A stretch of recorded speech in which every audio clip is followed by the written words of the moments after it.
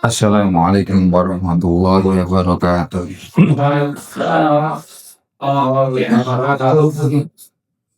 Alhamdulillah alladzi ja'ala minasy-syakirin wa minasy-shakirin.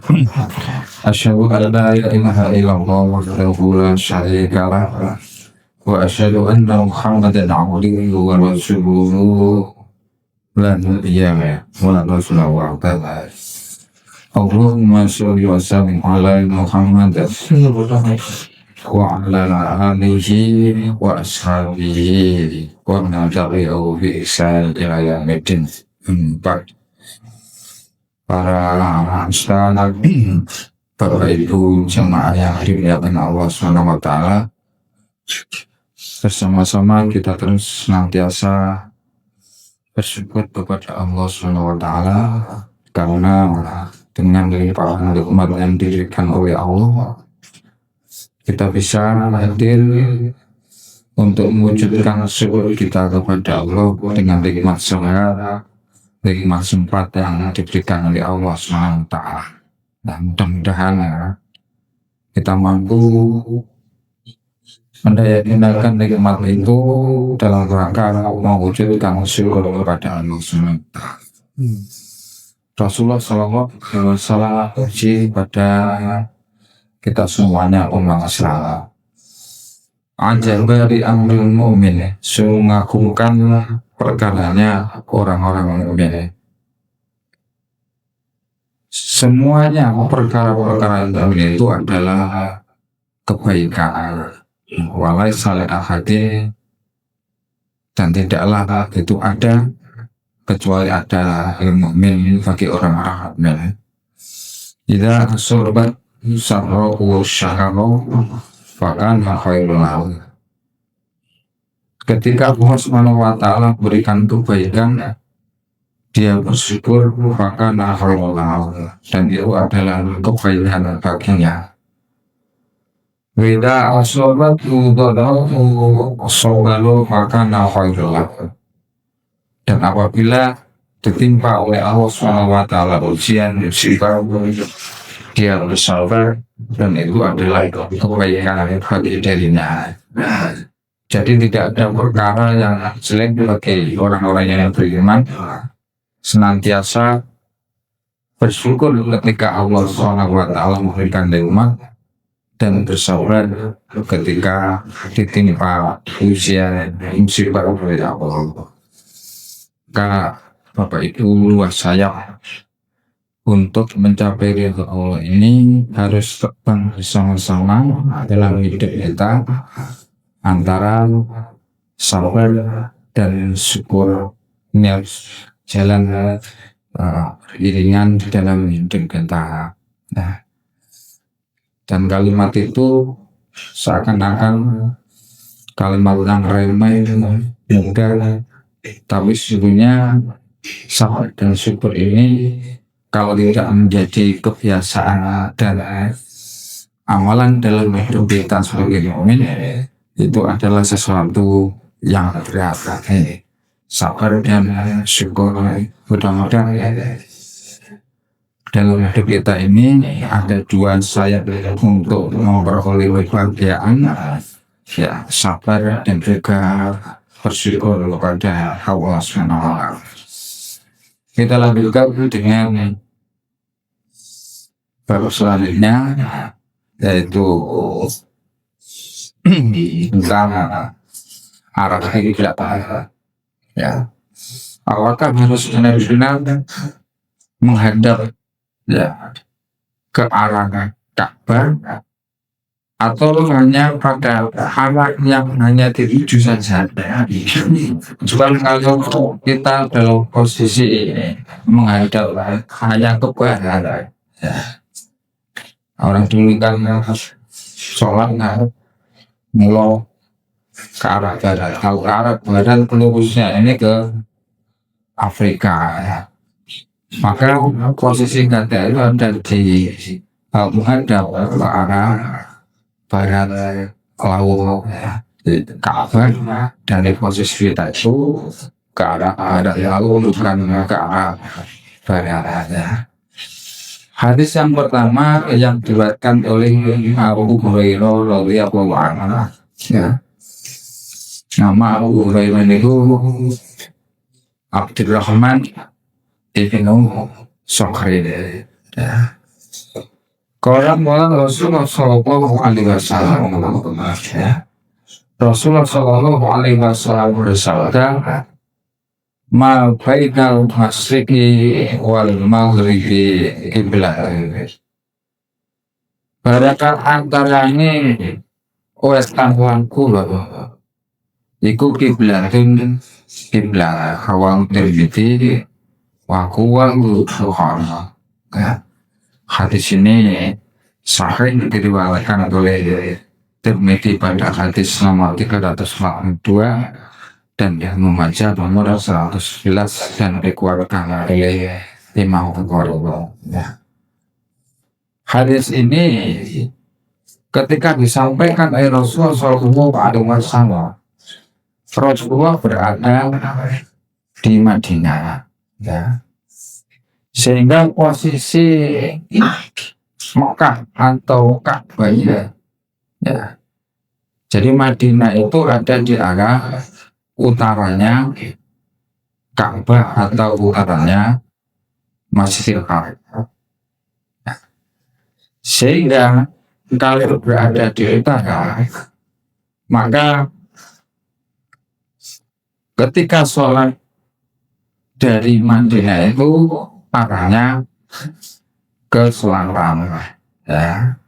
Jadi hadis ini berlaku untuk penduduk Madinah, ya, yang ketika sholat menghadap ke arah Ka'bah, jadi ke arah selatan, karena mata angin itu ada 4 arah, ya.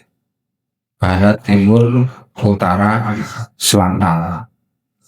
Maka di mana saja, ya, kita menghadapkan dalam posisi kita, ya, tentunya harus dihadapkan ke arah Ka'bah, ke arah Masjidil Haram. Ya. Hanya saja kita seorang ini jauh dari Ka'bah, ya. Apakah dia sempat menghadap untuk Ka'bah atau, ya, pokoknya arah jihad, ya, arah cukup menghadap ke arah kiblat saja, tidak harus kemudian persis, ya, persis ke Ka'bah. Ini menurut para jumhur ulama, ya. Imam Syafi'i mengatakan bagi orang yang ada di sekitar Ka'bah dan melihat, dan ini tadi diikuti para ulama lainnya, maka menghadapnya itu harus ayo, ya, tepat ke arah Ka'bah, tidak boleh mencet, ya. Tapi bagi orang yang jauh dari Ka'bah dan tidak melihat Ka'bah, cukup menghadap ke arah kiblat atau arah Ka'bah, walaupun itu tidak, ya, persis, ya. Nah, sekarang kan sudah ada alat atau kompas untuk menunjukkan area yang tepat. Kalau seandainya itu tidak ada, maka cukup menghadap ke arah kiblat saja, sebagaimana pendapatnya, ya, Imam Hanafi, Imam Hambali, ya, ini mengatakan demikian. Imam Maliki juga demikian. Nah, jadi para jumhur ulama ini sepakat bahwa kalau tidak melihat, ya, Ka'bah karena jauh, ya, maka cukup menghadap ke arah kiblat saja. Sebagaimana pada umumnya ayat yang disampaikan oleh Allah SWT di dalam surat Al-Baqarah ayat 144 dan 149. Ya, ini sama, ya. Awal dimanjakan Satrul Masjidil Haram wa haitsuma kuntum fawallu wujuhakum secara Allah, maka hadapkanlah ke arah Ka'bah, ke arah Masjidil Haram. Itu secara umum, ya. Nanti ada perbedaan Kalau orang-orang yang ada di sekitar Ka'bah dan dia mengetahui ya Ka'bah di hadapannya dari segala penjuru, maka dia harus menghadap persis ke arah Ka'bah. Ketika panjenengan umroh maupun ibadah haji, ya ini kan sudah jelas tahu di mana letak Ka'bah dan harus menghadap ya ke arah Ka'bah itu. Yang kadang-kadang orang ya Indonesia yang belum ngerti pokoknya ngadem Milon. Yang dimaksud ngadem Milon itu adalah ke arah bukan hanya sekedar ngadep ke arah benar. Ya. Jadi perintah syariat bersifat umum kadang-kadang kemudian bisa bersifat khusus karena keadaan. Khusus bagi orang-orang yang berada di sekitar Ka'bah dan mengetahui tindakannya di dalam Ka'bah, maka harus tepat menghadap ke Ka'bah. Ya. Tapi kalau keadaan tertentu karena tidak tahu arah, ya benar-benar memang tidak tahu arah, ya, maka menghadap kemana saja itu boleh, tapi sudah yakin kalau itu adalah arah Ka'bah atau arah Masjidil Haram. Ya. Nah inilah Allah SWT dari syariatnya memberikan kemudahan kepada kita semuanya. Ya. Bagaimana dengan orang yang kesulitan ketika untuk mengetahui arah Ka'bah gimana? Ini berdasarkan keyakinan kita semuanya, arahnya ke arah sana. Ya, itu harus dengan keyakinan. Ya, kok kemudian salah kita baik lagi ya. Mataharinya ternyata berada di arah barat itu arahnya sama. Ya, itu bisa kita lihat arah muncul dan tenggelamnya matahari, kecuali kalau memang dalam keadaan tidak tahu ya kapan munculnya atau berada di mana matahari dan bintang, ya benar-benar tidak tahu, ya, maka harus dengan keyakinan kita, dengan kita bahwa arah itu ke arah sesuai dengan keyakinan kita. Ya. Nah, kemudian diperintahkan bagi orang yang alim untuk mengajarkan ilmu, ya.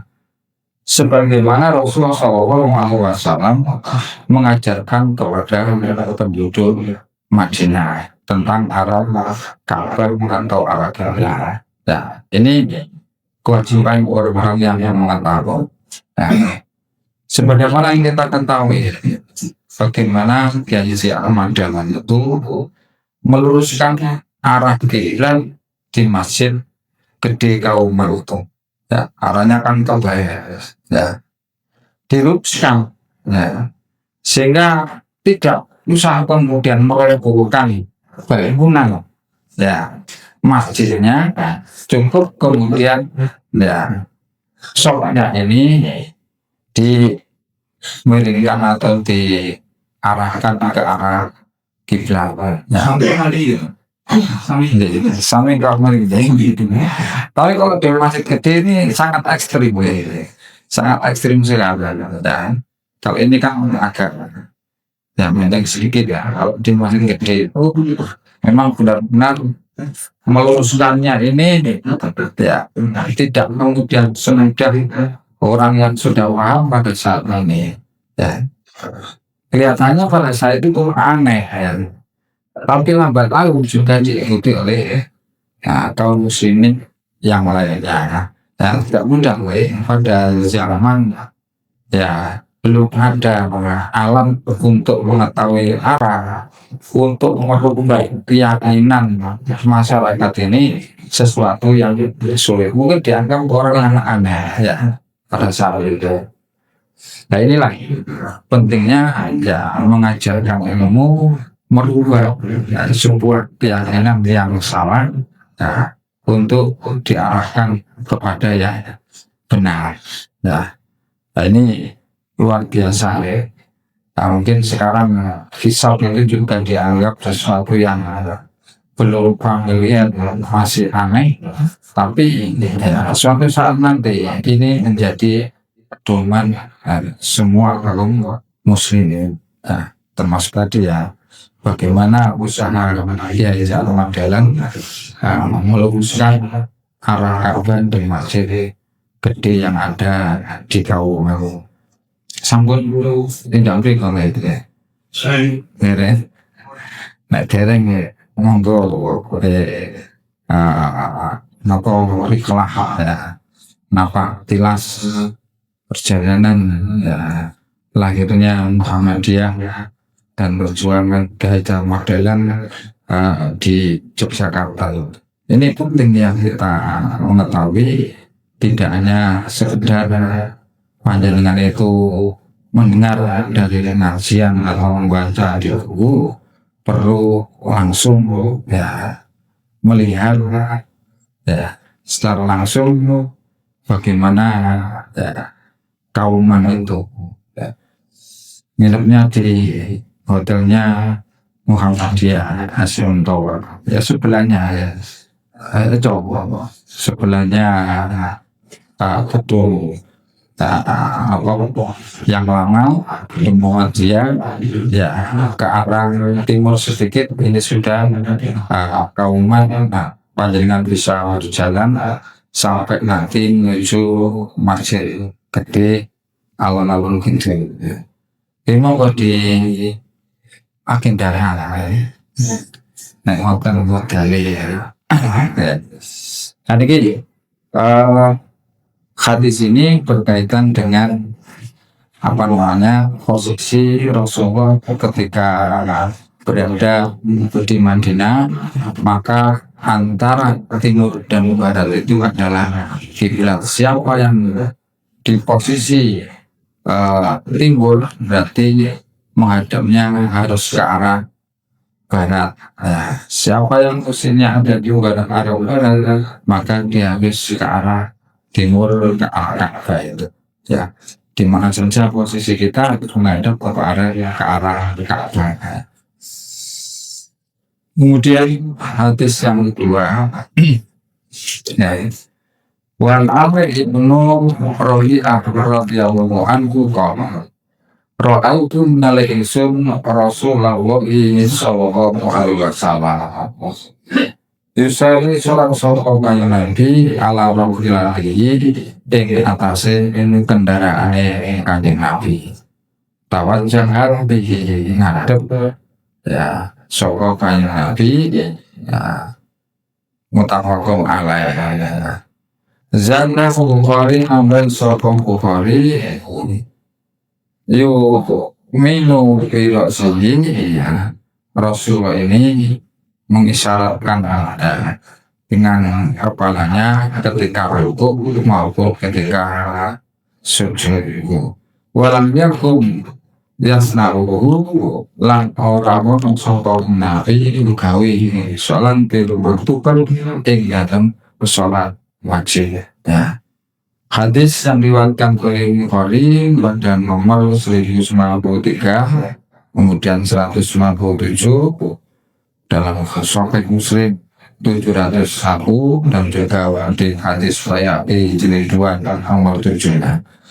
Apa yang dilakukan oleh Rasulullah SAW ini mengkhususkan dalil qauli sebagaimana firman Allah Subhanahu wa taala di dalam surat Al-Baqarah ayat 149.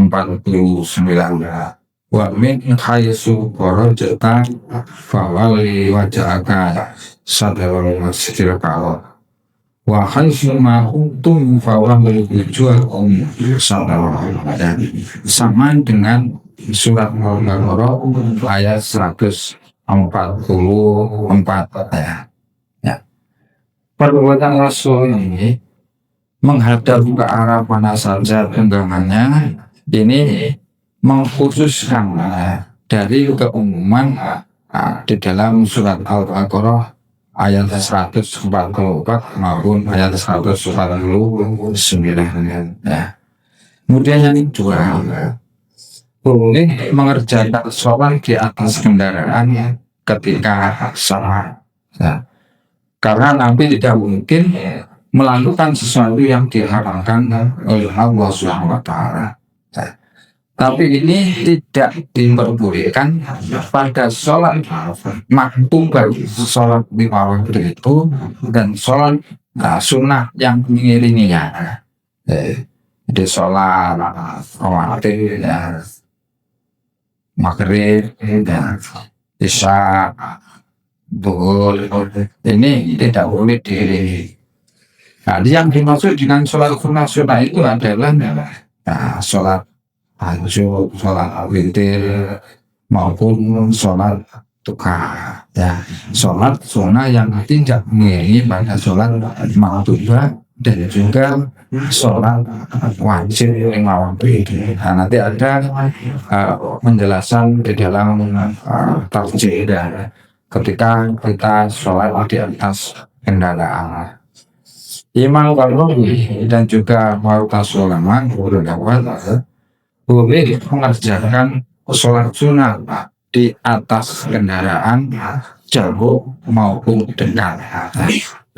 Tapi sekali lagi, ini adalah sholat sunnah yang tidak mengiringi pada sholat sunnah wajib. Ya, sebutkan contoh tadi, sholat duha, ya, itu boleh dilakukan di atas kendaraan. Sholat sunnah witir itu juga diperbolehkan. Ya. Selanjutnya, ini adalah kemudahan yang diberikan oleh Allah sehingga seorang bisa melanjutkan perjalanan, dan juga bisa melaksanakan sholat sunnah. Ya, ini kalau mau melakukan sholat sunnah, sholat duha dalam perjalanan itu diperbolehkan. Disyariatkan sholat sunnah ketika sahur, kecuali sholat sunnah rawatib, ya, zuhur, maghrib, isya, baik sebelum maupun sesudah, ya, sholat wajib itu. Imam Ahmad berpendapat sholat wajib tidak boleh dikerjakan di atas kendaraan, sebagaimana dalam hadis tersebut, kecuali kalau ada udzur. Sebagaimana panjenengan tidak ada lagi tempat untuk melaksanakan sholat kecuali Anda di kendaraan itu. Nanti ada, kalau bawa kendaraan pribadi bagaimana, kalau bawa kendaraan umum itu bagaimana, nanti ada di dalam keputusan majelis tarjih. Yang ketiga, wali Abu Daud, wali Hadusi Anas, karena tidak sabar fa'aroda ayat tawa'ala istaqbalan bina fitihi. Nah, kita adalah unta, kendaraan unta, al-qiblata ing-qiblat. Fakat dari mengkontak sallallahu alaihi summa sholat khaisu kana wajah rikarabihi. Nah, kemudian sholat khaisu ing-di kana kang ono wajah rikami ngaturi kendaraan yang Nabi wa isnaduhu hasan. Yang dimaksud sholat di sini adalah sholat sunnah ketika safar, sebagaimana disebutkan di dalam hadis yang di atas ini, hadis yang diriwayatkan oleh Imam Bukhari. Ya. Jadi dalam riwayat Muslim disebutkan bahwa beliau melakukan ini pada saat sholat malam di qiyamul lail. Di antara qiyamul lail dengan tahajud itu ada perbedaan. Kalau sholat tarawih itu dinamakan qiyamul lail karena sebelumnya, ya, tidak diiringi atau tidak didahului dengan tidur terlebih dahulu. Ya, itu qiyamul lail. Kalau didahului dengan tidur terlebih dahulu dan dilaksanakan pada tengah malam, nah itu sholat tahajud. Nah, ini perbedaannya. Nah, di dalam hadis Muslim ya, bahwa Rasulullah melakukan tersebut di saat Rasulullah melaksanakan sholat malam. Yang dimaksud dengan roh ilatihi di dalam hadis tersebut ini adalah unta, unta jantan maupun unta betina yang ditinggal. Tetapi secara umum ya, jadi tidak kemudian memahami hadis itu secara tekstual saja, ya. Oh berarti ini berlaku hanya ketika mengendarai unta saja. Oh sekarang tidak ada orang yang mengendarai unta. Pajero, Innova, Pemalia, dan mobil-mobil yang lain ya. Jadi secara umum yang dimaksud dengan profil itu baik kendaraan yang berupa hewan maupun kendaraan yang bermesin, ya. Kendaraan yang berlaku pada masa sekarang ini. Ya. Kemudian ya haizul tawajjah, ya. Kemana saja kendaraan itu menghadap saat pengendara sholat, ya, ini terserah menghadap ke arah kiblat maupun tidak. Fakat gairoli. Nah, setelah diarahkan ke arah kiblat kemudian takbir, selanjutnya ya ini kemana saja arah daripada yang kita tunggangi ini terserah, menghadap ke arah timur, barat, utara, selatan, tidak usah kemudian kita menyulitkan diri kemudian muter-muter. Nah, diikuti saja ke arah mana kendaraan ini. Ya. Kemudian kalimat beliau berikan isyarat kepada kepalanya, maksudnya adalah memberikan isyarat antara rukuk dan sujud itu berbeda. Ya. Jadi kalau rukuk agak dalam, kemudian kalau sujud juga demikian, ya, lebih rendah lagi, ya. Nah, tidak harus kemudian terkena punggung daripada unta itu atau mengenai lantai, ya, sebuah kendaraan, tidak. Jadi untuk membedakan antara rukuk dan sujud ini berbeda, apa ini ya? Ya. Dingklue ini itu. Ya. Kemudian dalam hadis sangat disebutkan bahwa beliau bertakbir, yaitu takbiratul ihram, setelah menghadap kiblat. Di sini lafaz fakat artinya adalah pada takbir lebih diperhatikan karena terkait langsung dengan niat. Ya. Nah, maka saat takbiratul ihram itu menghadap ke arah kiblat. Nah, setelah itu dalam hadis digunakan kalimat summa sholat, kemudian sholat. Kemana saja arah? Nah, dari kendaraan itu ya tadi diikuti sebagaimana arah kendaraan itu. Nah, di sini kemudian kita bagaimana ya? Majelis Raja memberikan sebuah keputusan, ya, satu menghadap Ka'bah. Di sholat itu harus menghadap kepada Ka'bah sebagaimana surat Al-Baqarah ayat 144 dan juga surat Al-Baqarah ayat 149. Nah, kemudian di sini diatur orang yang naik kapal, nah, hendaknya memulai sholat menghadap kiblat. Nah, sesuai dengan perintah umum, ya. Di umumnya tinggal sabar, ya, ke arah Masjidil Haram. Ya. Selanjutnya, ya, ini mengikuti arah kapal kemana kapal itu pergi. Ya. Tidak usah kemudian kita muter-muter, ya, yang pada akhirnya ini akan menyulitkan diri kita semuanya, bukan mungkin ya satu ya kalau kemudian muter-muter, ya. Yang kedua kalau pesawat, kemudian kereta api, nah, atau angkutan umum, ya, cukup menghadap sesuai dengan, ya, arah kursinya, ya, dan menghadap ke arah manapun sesuai dengan arah kendaraan. Panjangan Pak Sepuh kembali ke arah Surabaya, misalnya dari Jakarta. Maka kereta ini kan kepalanya tempuh ke timur. Terus sampai arep ngadep ulang ya Allah. Tak kebentuk kemarin. Maka ikut saja kemana arah daripada kendaraan itu atau sesuai dengan kursinya.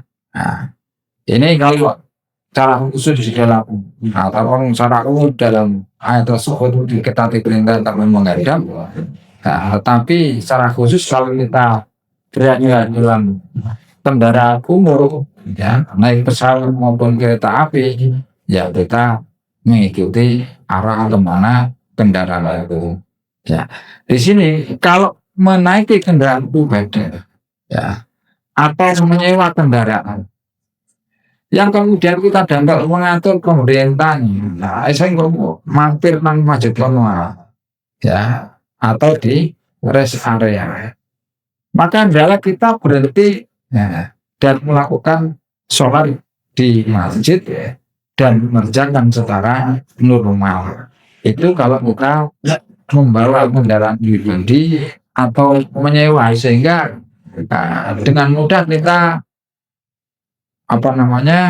memperkirakan ya jam berapa kita sholat maghrib dan di mana ya itu sudah ada rencana ketika kita pergi ya, maka perlu kita persiapkan ketika pergi jauh nanti sholatnya ya asar di mana ya, maghrib nanti juga di mana ini sudah ada perkiraan sebelumnya nanti di jamak kosor di mana ini sudah ada. Ini anaknya kalau menaiki kendaraan pribadi atau menyewa kendaraan yang dapat diatur pemerintahnya, apakah di rest area atau berarti di sholat masjid mana, ini kita laksanakan secara normal. Ini bisa dilihat di PT Liga yang warna biru itu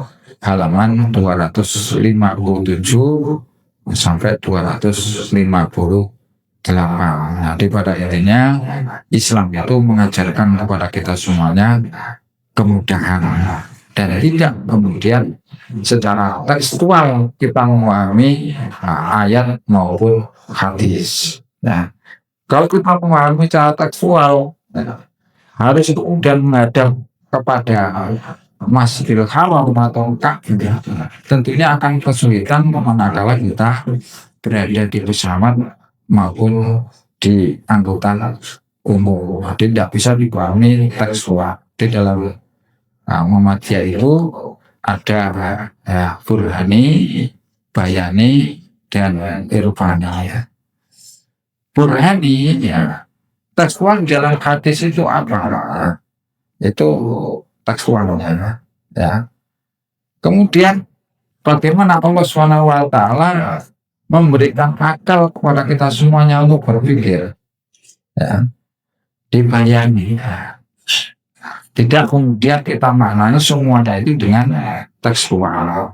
Ya, contohnya panjenengan menurut Rasulullah sunnah itu pakai jubah. Ya.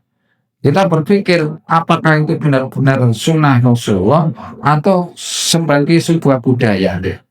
Ya. Karena Abu Jahal pun pakai jubah. Ya. Ya, berarti bukan sebuah keharusan sunnah, itu hanya sebuah budaya. Nah, karena tujuan daripada perangkian itu adalah menutup aurat. Nah, jadi tidak mengenai kemudian cara tekstual. Maka jubah ya. Perempuan juga pakai jubah. Nah, ini ya. Jadi kita tidak kemudian sakut tekstual, tetapi juga kita memakai akal pikiran kita dan mengambil hikmah irfan itu. Hikmah apa dari perintah dan larangan di dalam Al-Quran maupun di dalam hadis Rasulullah SAW. Mudah-mudahan para jemaah yang ini akan Allah Subhanahu wa Ta'ala dari kajian kita mengambil hikmahnya dan kemudahan-kemudahan yang diberikan oleh Allah SWT ini mampu membuat ibadah kita tidak menjadi sulit ya. Kurang lebihnya apa yang kami sampaikan, mohon maaf ya apabila ada kekeliruan dan kesalahan. Kita tutup dengan doa kafatul majlis. Subhanallahumma wa bihamdika asyhadu an la ilaha illa anta astaghfiruka wa atubu ilaik. Walhamdulillahirabbil alamin. Assalamualaikum warahmatullahi wabarakatuh.